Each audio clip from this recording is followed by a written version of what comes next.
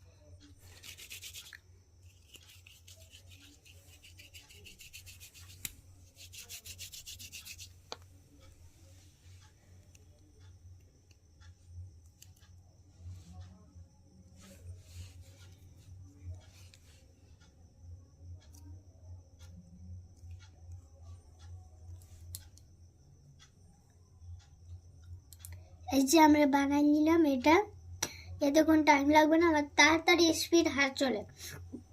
এই যে আমি বানালাম, আর এটি বাজলো আর এটি আমি করলাম, একটা দেখালাম তোমাদেরকে।